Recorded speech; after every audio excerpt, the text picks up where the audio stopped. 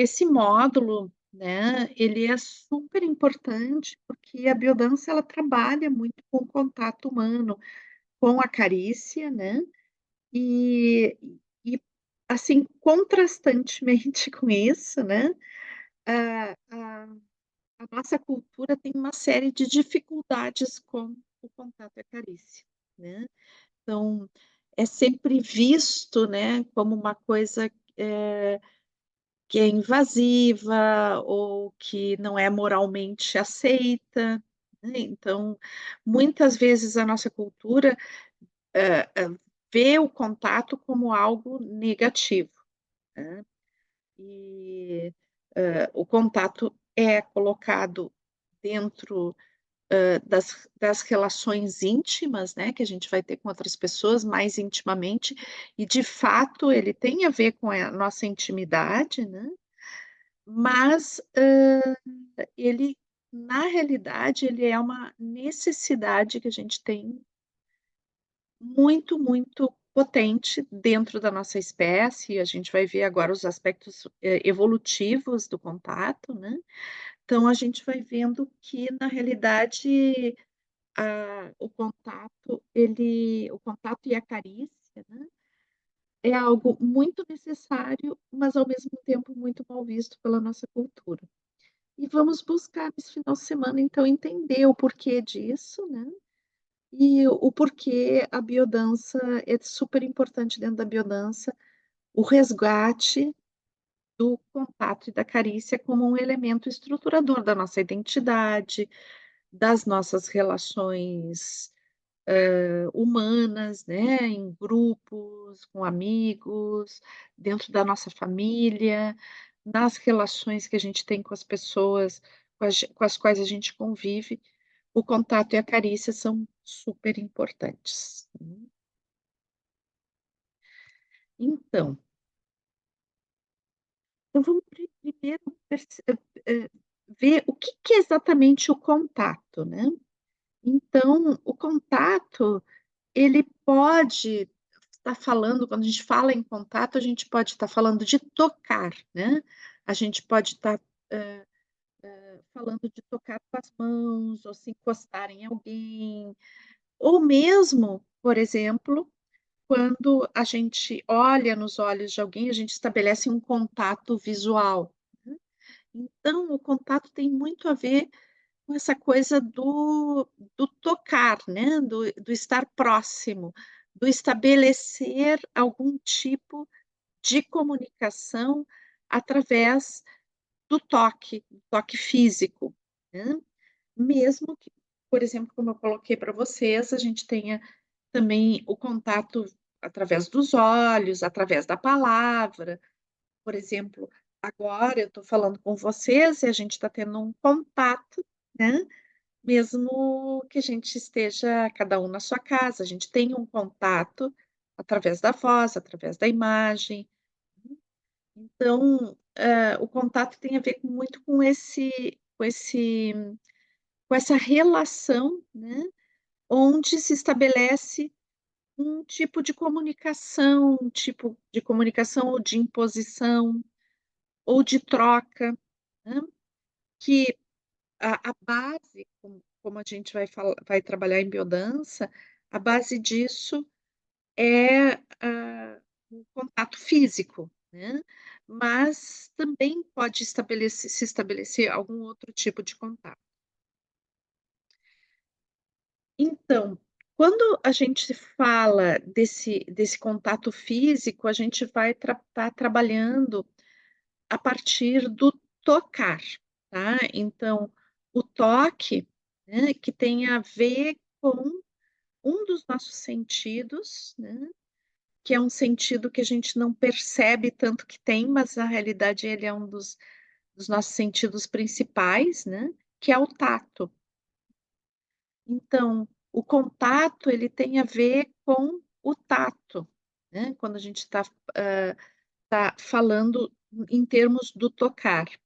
Somente que o tocar nem sempre, tá, e aqui a gente começa a diferenciar uma coisa que é muito importante, nem sempre quando a gente toca, a gente está fazendo uma carícia, né. O tocar, ele pode ter muito a ver com o fazer, né.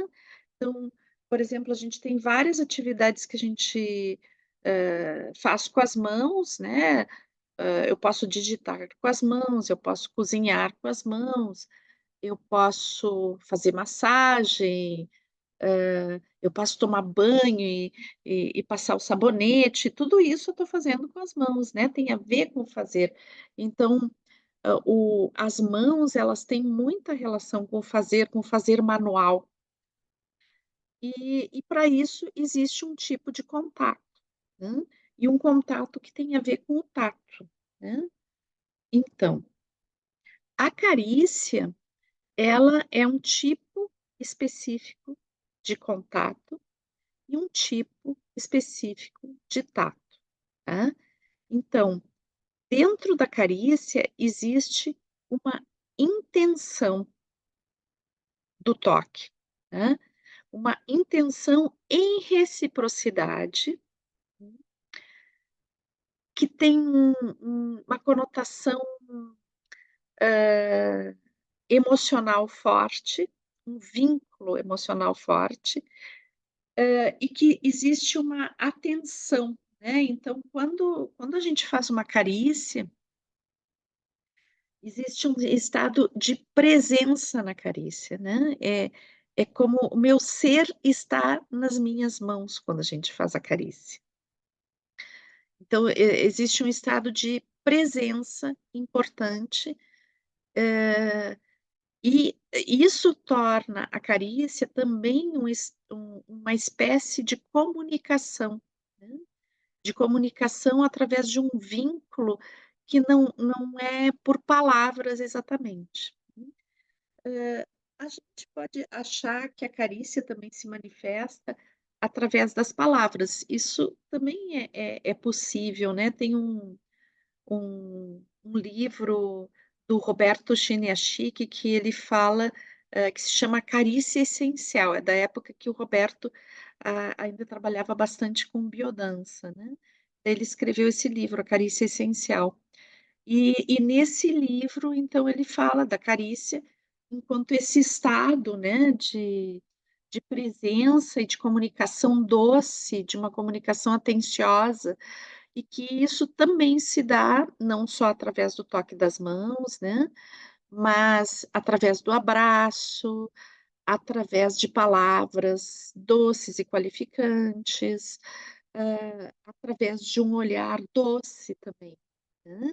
Então, a carícia tem a ver com algo onde existe uma sintonia, né, e existe uma qualificação do outro. Então, em geral, as carícias nos fazem muito bem, elevam nossa autoestima, nos fazem com que a gente se sinta amado e qualificado, né. Ah, mas às vezes a gente pode ter um contato invasor, a gente pode ter um contato onde a pessoa nos toque com a intenção de fazer uma carícia, mas eu não estou afim, e daí aquilo se torna invasor e a pessoa não percebe, né. Quando acontece isso, a gente já não pode dizer que é uma carícia, é simplesmente um toque, né, porque a carícia ela está em ressonância, existe algo, onde a pessoa que recebe ela é partícipe, né, por isso a gente pode dizer que a carícia ela é algo de retroalimentação, né, existe uma retroalimentação, uma relação em feedback.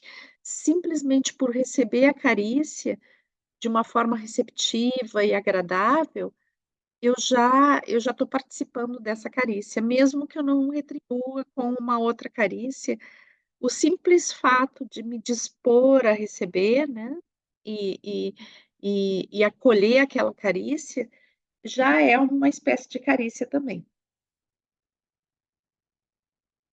Então é como que eu coloquei para vocês, a carícia, né, ela tem uma presença, né, é um gesto presente, um gesto intencional, é algo que eu não faço assim, que, sem querer eu acariciei. não existe se tu sem querer acariciou, tu não acariciou, né. Existe uma intenção, uma presença total naquele momento, para a gente poder chamar de carícia. E é um gesto, né, que ele é doce, ele transmite calor, aconchego, né, ele não queima, ele tem uma coisa de uma presença, de afeto muito importante, né.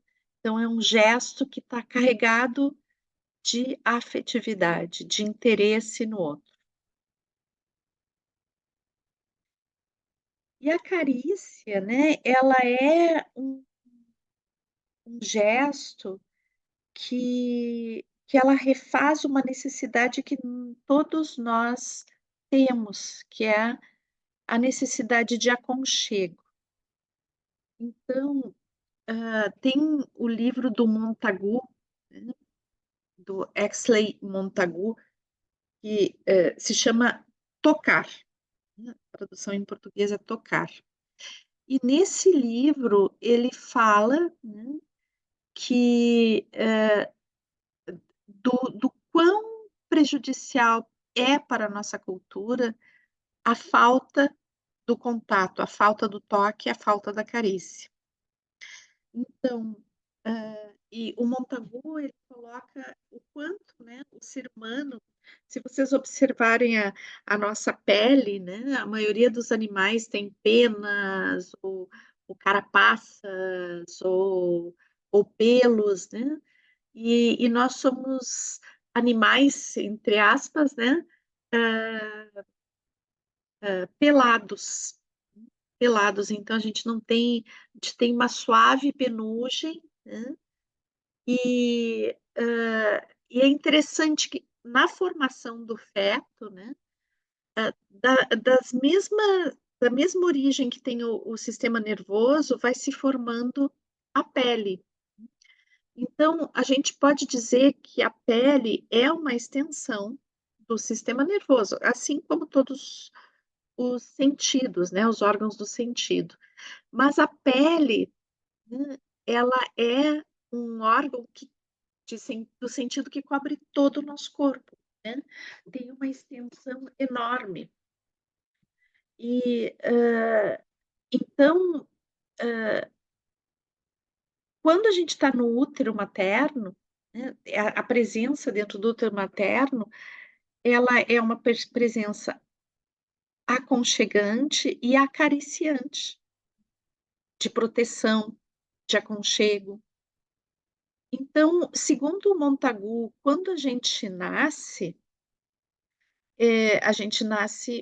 nossa espécie especificamente, é uma espécie que nasce ainda muito vulnerável, né, o bebê humano, ele não tem como se defender, ele não tem como cuidar dele mesmo, ele precisa, né, ele por uma série de motivos que a gente vai ver hoje ainda, né, ele nasce com um sistema nervoso muito pouco maturado ainda, né, isso tem uma razão evolutiva importante, né, mas ele necessita como que, ser recebido como uma extensão do útero. Então quando o bebê nasce, ele precisa ser acolhido, né, para ele sobreviver, ele precisa ser acolhido num ambiente que o proteja, que o aconchegue, né.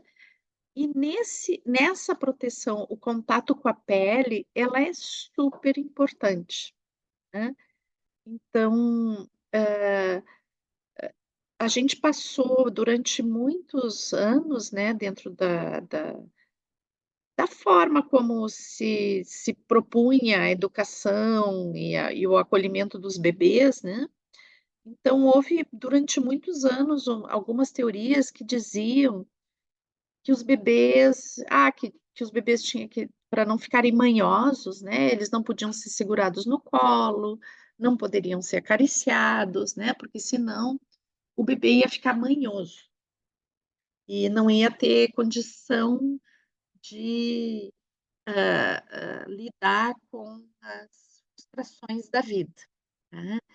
Então, com o tempo se chegou à conclusão, né, que na realidade a pior coisa que tu pode fazer com o bebê é isso, né, porque ao invés de reforçar, de tornar ele forte, né, ele é contraproducente para a maturação do sistema nervoso, o neném não receber carícias, né, então é como se ele não tivesse a oportunidade de se formar com plenitude, de maturar com plenitude, e isso vai determinar uma fragilidade emocional, imunológica, durante toda a sua existência, né. Então, na realidade, o não acolhimento para tornar aquela criança mais apta para lidar com o mundo, na realidade não tem um bom resultado, né. O resultado é negativo, já que isso impede uma maturação perfeita do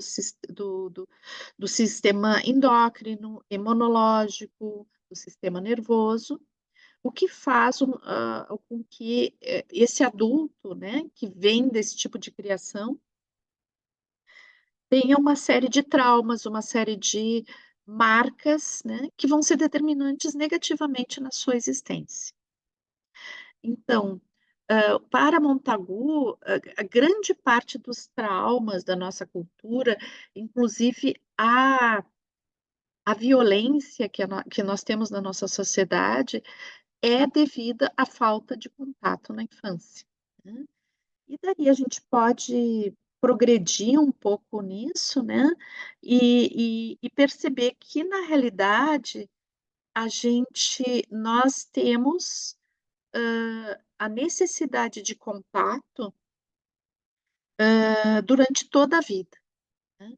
Então não é só o bebê que tem necessidade de contato, nós somos seres sociais que necessitam de amizade, necessitam de grupo, necessitam de relações afetivas, e é como que se sempre essas relações fossem uma espécie de útero estendido sempre, né. A questão do acolhimento, ela é uma questão muito importante para o ser humano.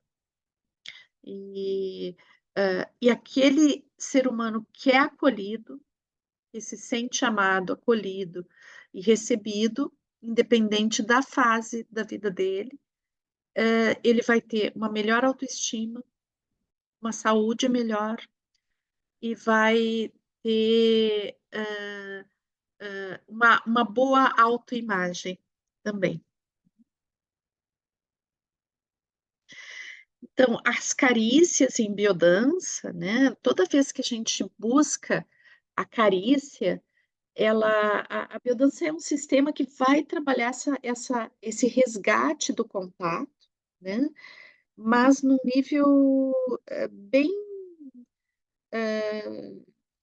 muito coerente, tá, porque o que que eu já falei para vocês, para existir carícia, né, a carícia tem que estar relacionada a uma reciprocidade.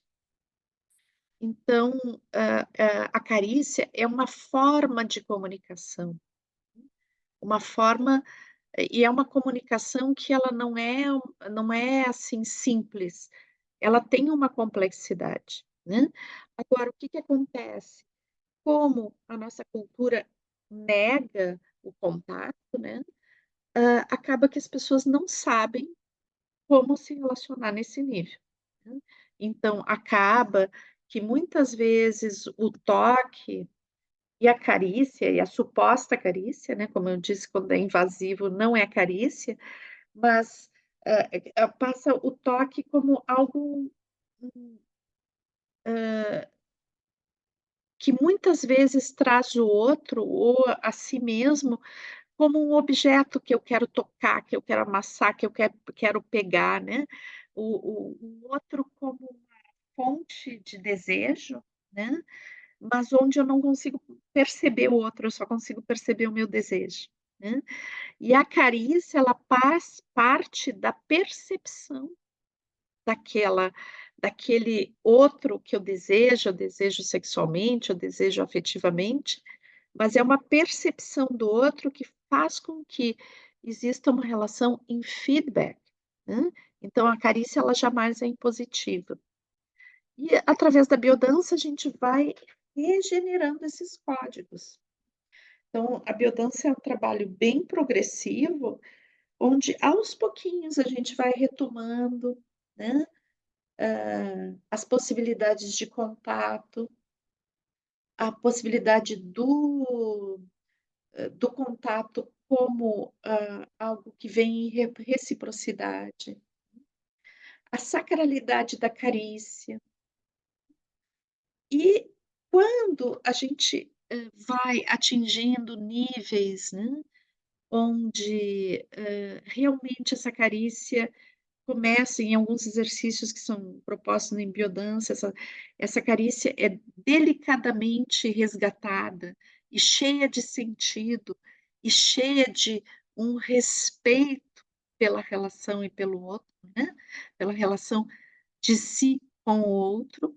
Então, quando a gente consegue criar esse ambiente, que é um ambiente seguro, que é um ambiente não impositivo, que é um ambiente muito uterino, né, então, hã, aí a gente começa a atingir um grau, né, de regressão que, faz com que a gente tenha uma renovação orgânica.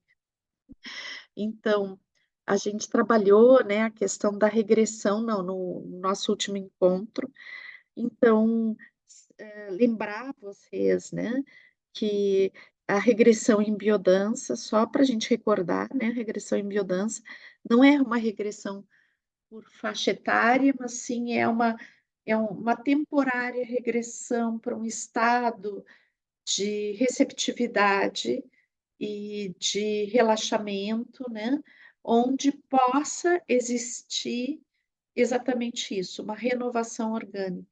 Então, quando a gente regride, é uma regressão muito ligada à questão fisiológica, né, onde meu corpo se distensiona o suficiente para se regenerar.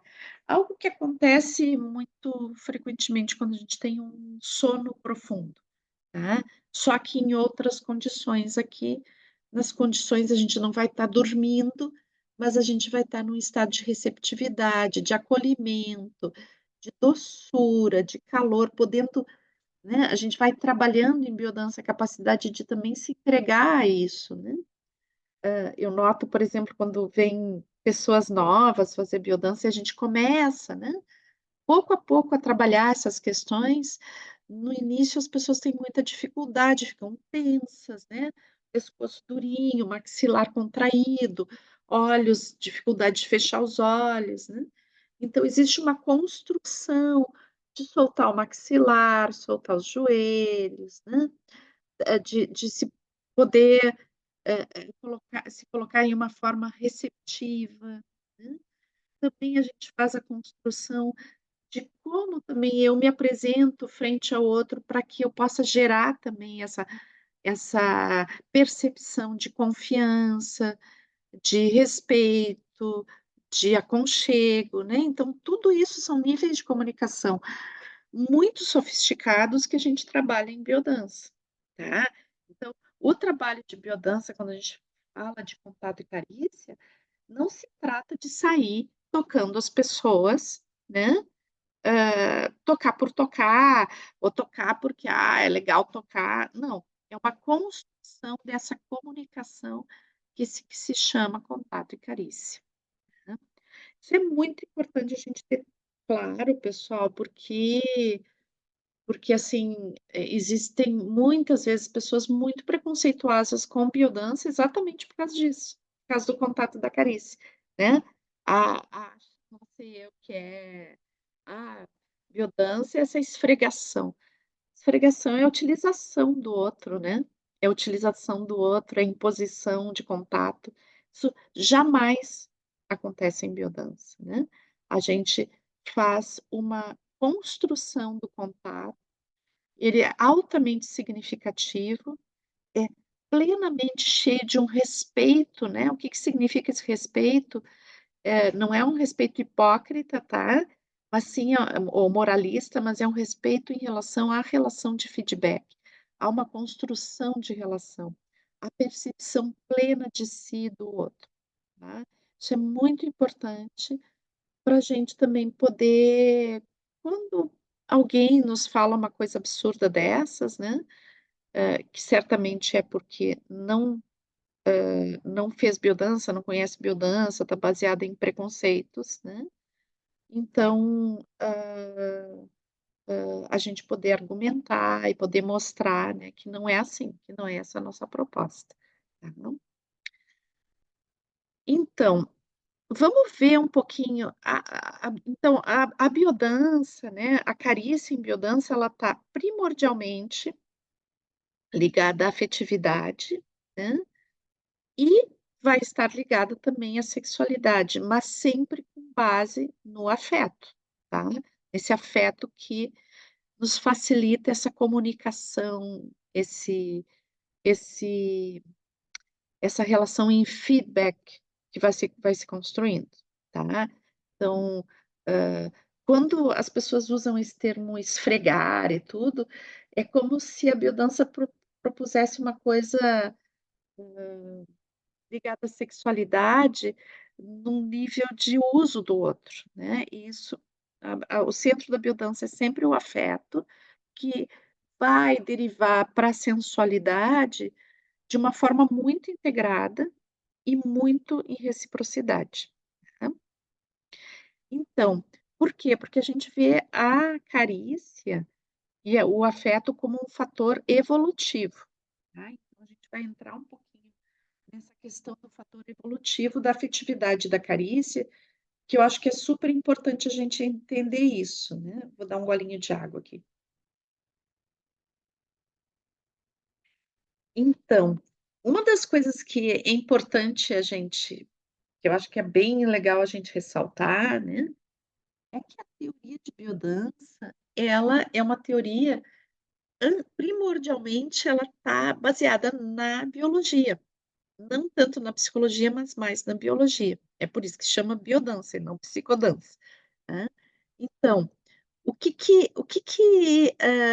a gente, eh, a origem de tudo que a gente trabalha em biodança tem uma raiz biológica, né, no evolucionismo. A gente pode sempre ver a questão da evolução da nossa espécie e do que é necessário para a nossa espécie, né, do ponto de vista evolutivo.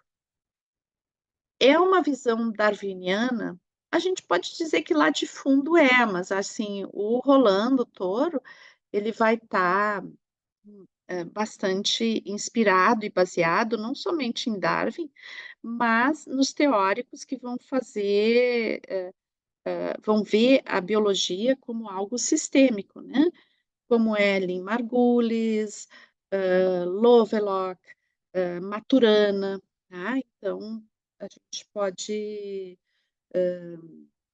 fazer essa referência, tá, para entender o que a gente vai ver daqui por diante. Então, hã, nem todos os animais, né, a gente aqui vai estar falando não de plantas, mas de animais, né, então vamos ir para aí. As plantas têm todo um filo evolutivo diferente dos animais, né, mas nós, seres humanos, a gente vai se encaixar nesse filo evolutivo que é essa deriva evolutiva que são os animais, né. Então, a gente vai ver que animais com sistema nervoso não tão complexo, né, mais simples, eles vão, na realidade, muitas vezes nem conhecer os pais, né. Então, nasceu alguns peixes que têm ou as tartaruguinhas também, os répteis, né. Então, que vão nascer de ovos, mas que ele já têm um comportamento instintivo, um comportamento inato, assim, num nível bem importante, né. Então, quanto mais a gente tem, esse comportamento inato, ou seja, é um comportamento que vem, já herdado, né, já vem uma programação anterior ao nascimento, né. que vem a partir da genética, né. Então, esses filhotes, né, dessas espécies que têm um sistema nervoso menos complexo, eles já têm a base para a sobrevivência, muito bem, digamos, presente, né, no seu comportamento desde o nascimento. É claro, se vocês se lembrarem um pouco quando a gente falou, né, lá nos encontros anteriores, que a gente falou um pouquinho de instinto, né. Então, o comportamento instintivo, ele está presente é um comportamento inato, mas que se reforça com a experiência, tá. Então, por exemplo, um um um animalzinho, lá se é um peixinho, ele vai eclodir, né, lá do seu ovo, vai ir atrás de comida, no início ele não vai saber fazer tão bem, né. Quanto mais ele vai caçando ou buscando comida, mais ele vai ter experiência, mais ele vai fazer super bem aquilo, mas a base, genética é super importante, tá. A base, instintiva, inata é super importante. Quando a gente vai vendo sistemas que são mais complexos, né, que já tem um sistema nervoso central, que tem, alguns comportamentos mais sofisticados que têm que ser aprendidos, então a gente vai começar a ter uma relação de cuidado com os filhotes. Então, a gente vai ver isso se apresentar primeiramente, evolutivamente, nos pássaros, né. Os pássaros em geral eles nascem já mais vulneráveis, né, e a maioria deles vai ter que depois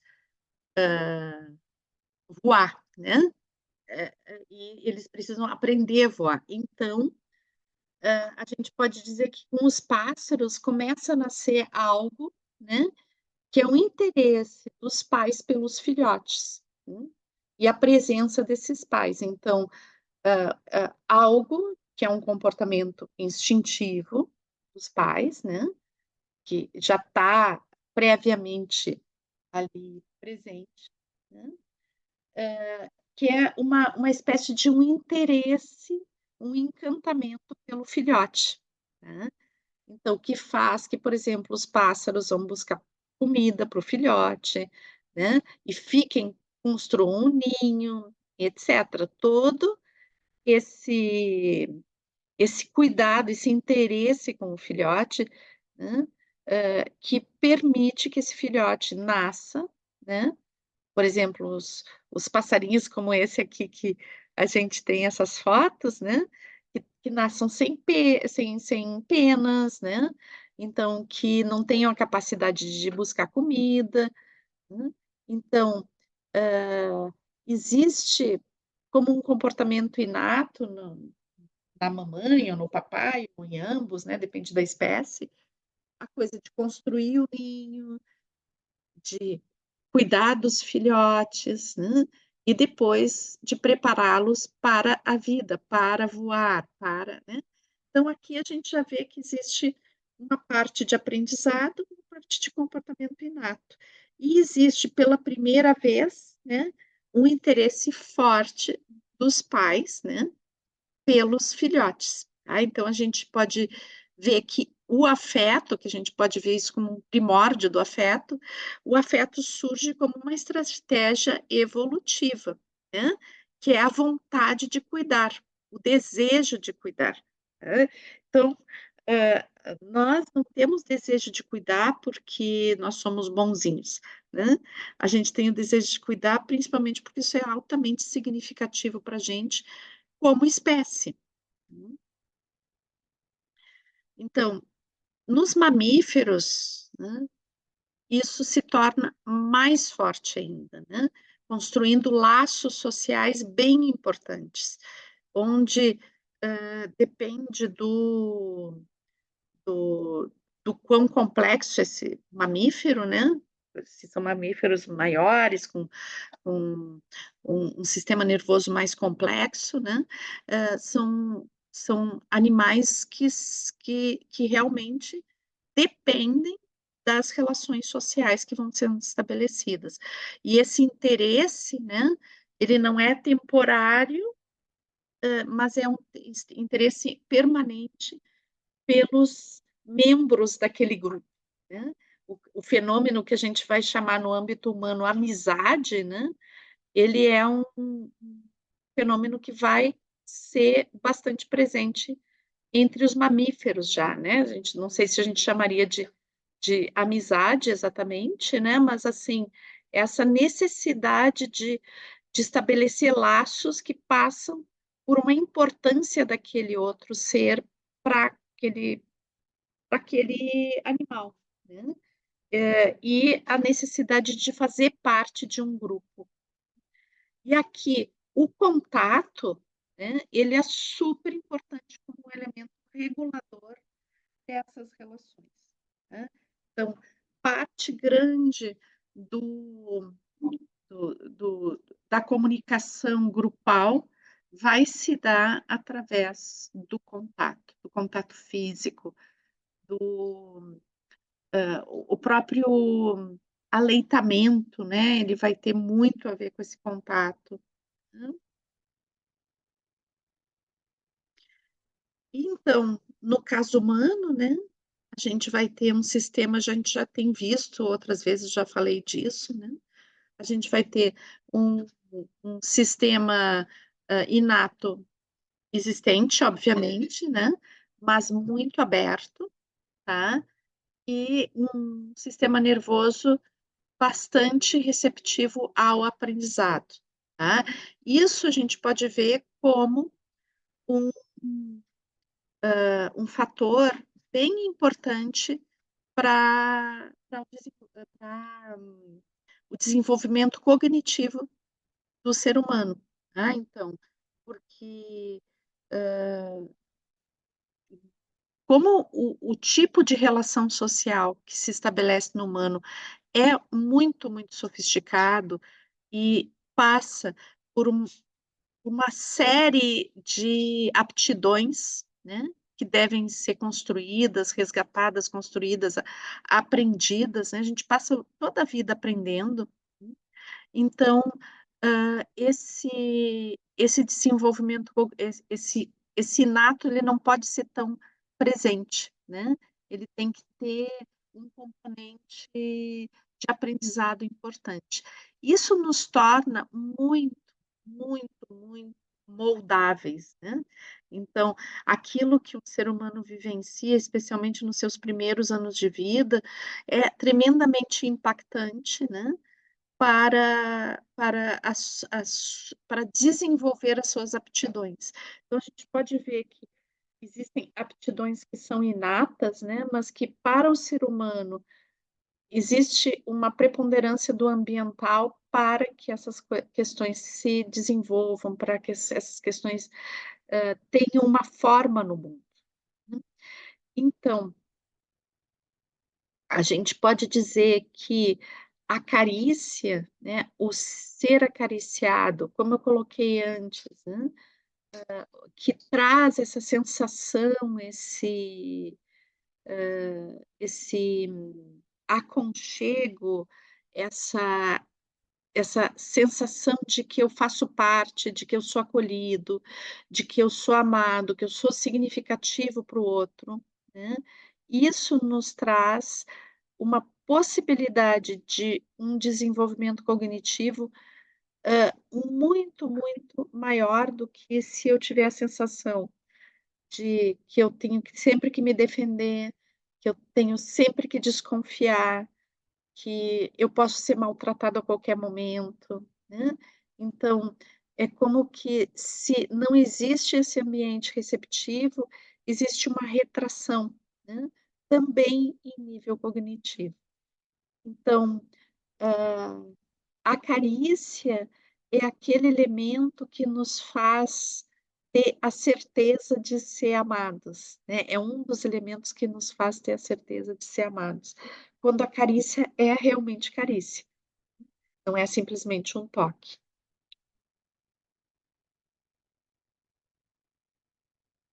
Então a gente vai ter uma espécie de núcleos de afeto. É importante a gente perceber que durante a vida da gente, a gente vai construindo núcleos de afeto, né. Esses núcleos de afeto, eles primordialmente, né, dentro da nossa estrutura como espécie, a gente formou esses pequenos grupos que se chamam família, né. A família, teoricamente, a princípio, ela teria que ser um núcleo estruturador, o primeiro núcleo estruturador que a gente vai conhecer, né. E depois, ao longo da vida, é importante que a gente vá, hã, validando e construindo outros núcleos afetivos, né, que são as nossas amizades, os nossos amores, né. Infelizmente, na nossa cultura, a gente não dá tanto valor a isso, né, então, eu acho que, principalmente em nível de estruturas que têm a ver com o profissional, né, muitas vezes os ambientes são muito competitivos, são super tóxicos, são tensos, e isso vai fazer com que a gente per perca, a integração da nossa identidade, né. Então, a nossa identidade ela é muito aberta às relações ambientais, né, ao ambiente que a gente está vivendo. Então, se esse ambiente é tóxico, por mais que a gente tenha a identidade forte, né, ela tende a se debilitar com o tempo.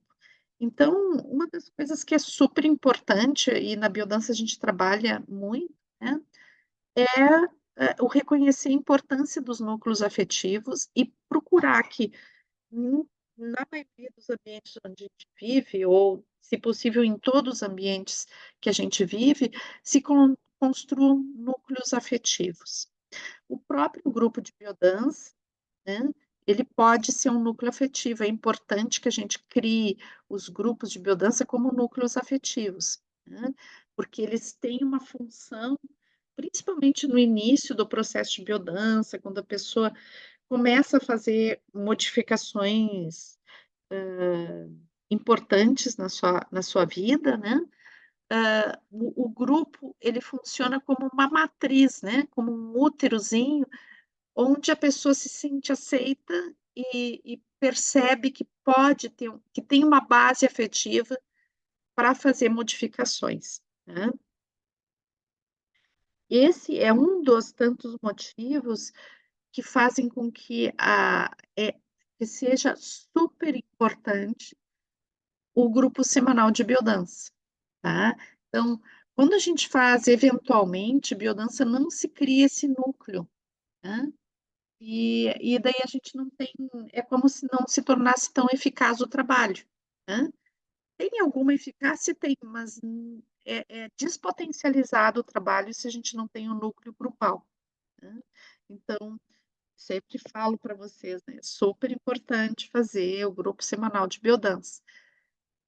E depois, para quem quer ser facilitador de biodança, né, a eu não tenho como saber como criar essa integração de grupo, né, criar esse ambiente grupal, os códigos da criação desse ambiente grupal, se eu nunca passei por isso, né.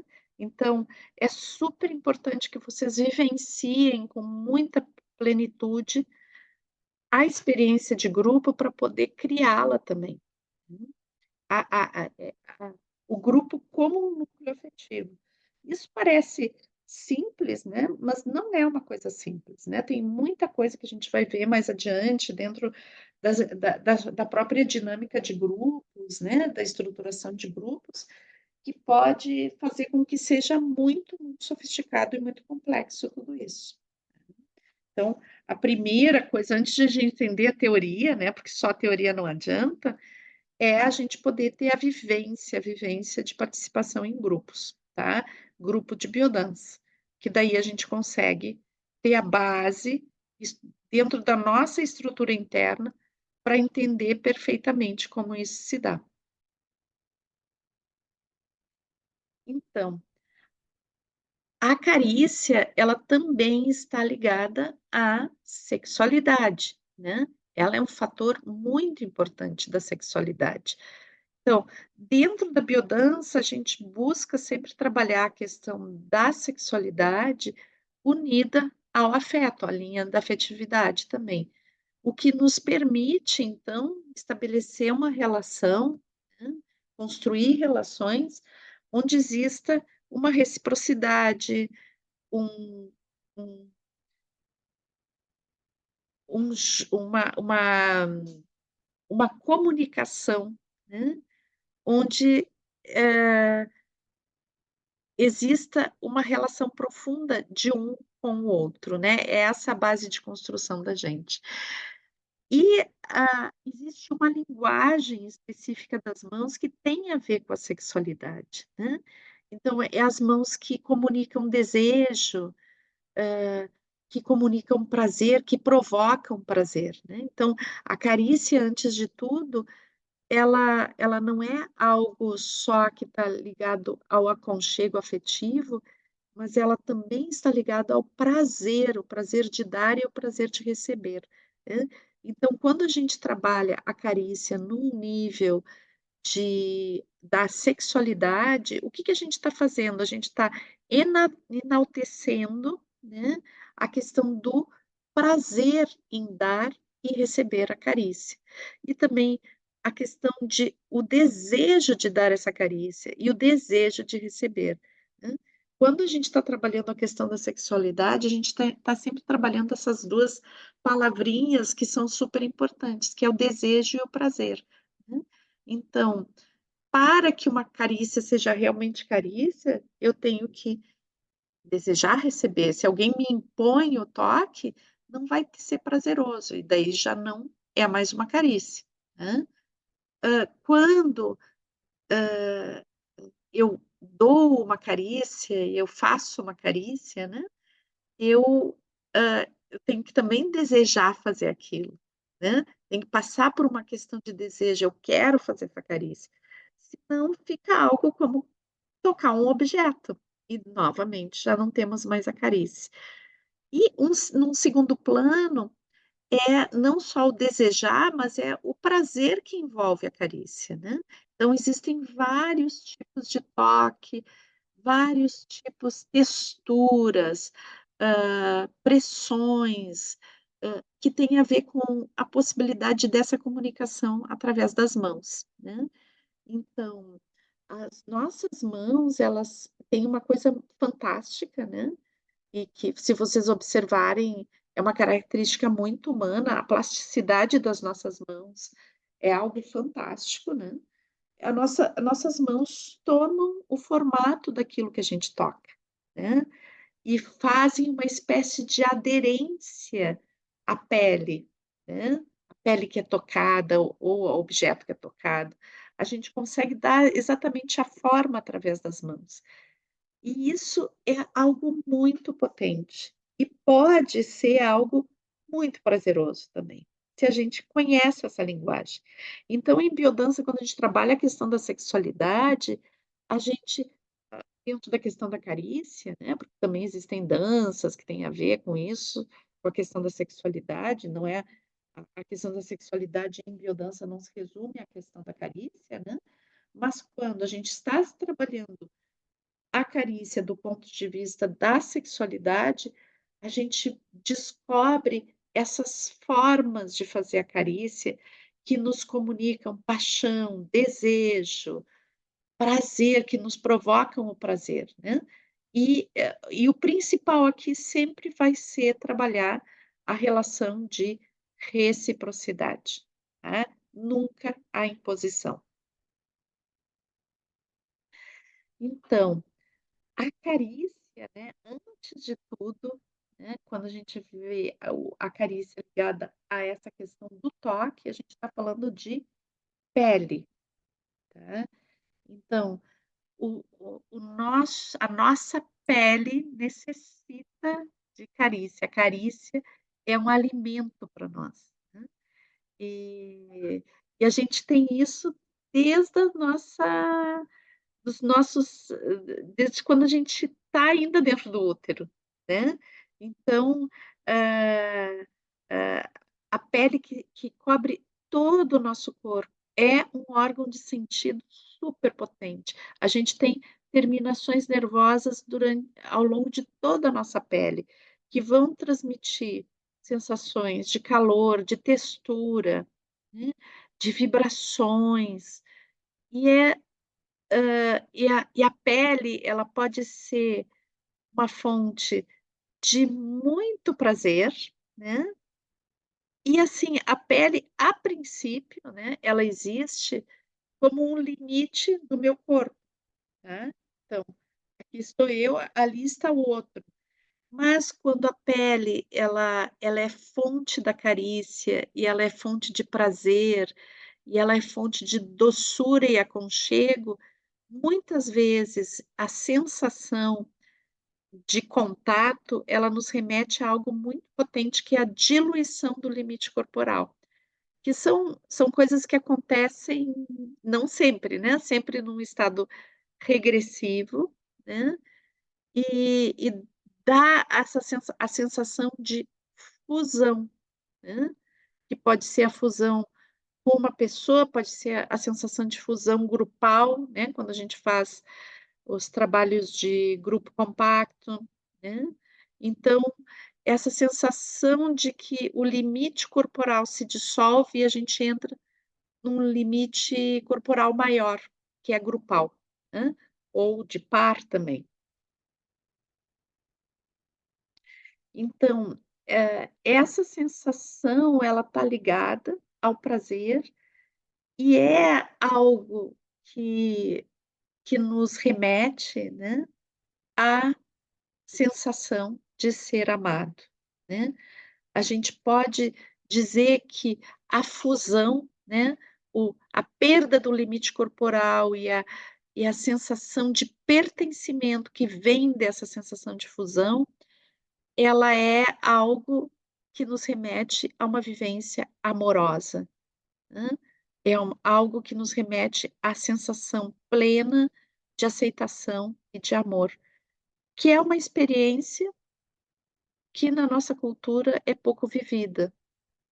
Mas, como diz o Montagu, pode ser que justamente por ser pouco vivida, que a nossa cultura seja tão violenta e tão distanciada do próprio amor, né.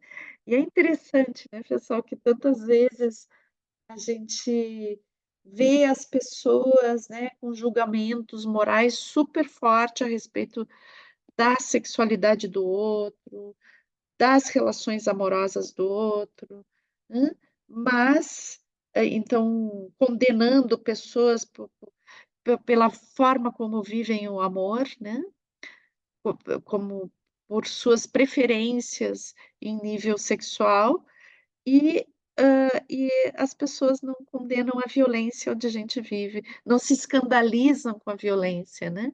Então, é importante a gente mudar esse paradigma, né. E e e perceber que o amor é algo fundamental, né, e que ele é vivenciado, o amor é vivenciado através da pele, né. Então a pele tem que ser acolhida, a pele, o contato, o toque, a carícia tem que ser acolhido como uma possibilidade em reciprocidade, em comunicação, nunca impositivamente, porque quando é impositivamente se torna já violência. Então, para terminar a nossa palestra de hoje, né, eu quero terminar com essa frase do Rolando Toro, né, que é o criador da biodança: "Todo corpo que não é acariciado começa a morrer", né. E, então a carícia é uma fonte essencial de um alimento amoroso, e quando a gente não recebe esse alimento, a gente começa a se desintegrar em termos de identidade e não se reconhecer mais, a gente começa a morrer.